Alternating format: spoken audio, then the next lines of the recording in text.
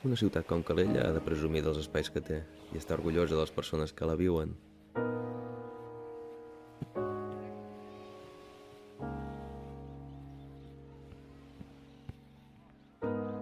Jo m'imagino un projecte amb una visió global que beneficia totes les persones, de les més petites a les més grans, ja siguin d'aquí, de qualsevol dels barris, o que ens vinguin a visitar. Ha de millorar l'espai, això està clar, i el disseny d'aquest espai ha de contenir elements de seguretat passiva que permetin que les persones el puguin utilitzar i ho facin amb el màxim gaudi i tranquil·litat. En uns pressupostos participatius, tots els projectes haurien de guanyar.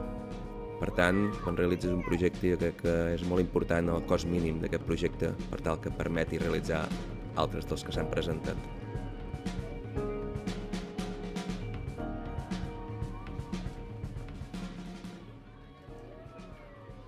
El projecte que m'imagino és unir la platja amb el passeig de mar. Un projecte històric que els anys han anat difuminant. Un projecte que ja l'arquitecte Jeroni Martorell i Terrats s'ho havia imaginat fa prop d'un segle. I això va permetre canviar Calella.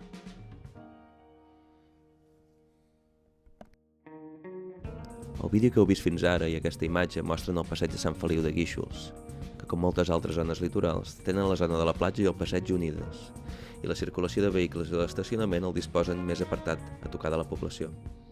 Aquest model separa de forma molt clara l'espai d'oci de l'espai de circulació de vehicles.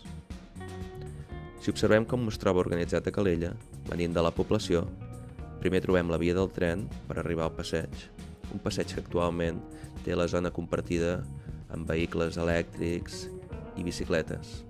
Des d'aquest passeig, si volem accedir a la zona de la platja, hem de travessar una via de doble sentit de circulació.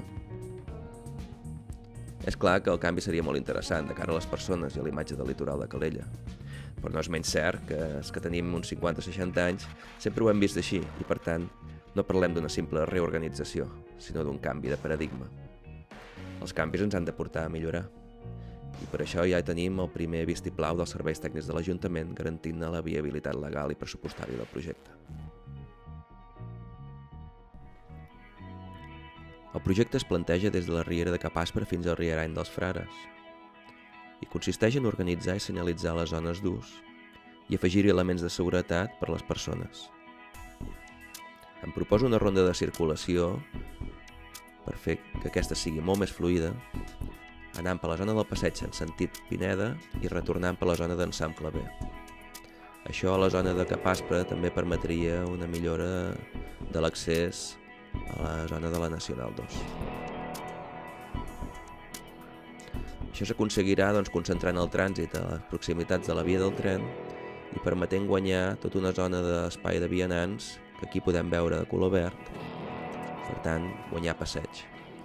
Un passeig que tindria zones de seguretat, una zona de desfibriladors distribuïts per tot el passeig. La disposició dels vehicles aparcats al voltant de la via s'hi afegeix les zones d'aparcament de les drassanes, l'aparcament de la zona esportiva, actualment en desús,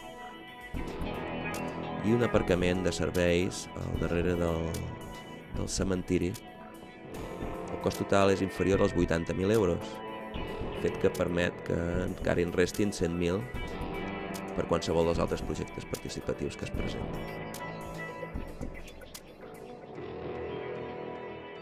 Un projecte participatiu viable que millora el passeig de Calella i beneficia tota la població amb un cost mínim. El 1929 el van portar a terme. Ara, la decisió és teva.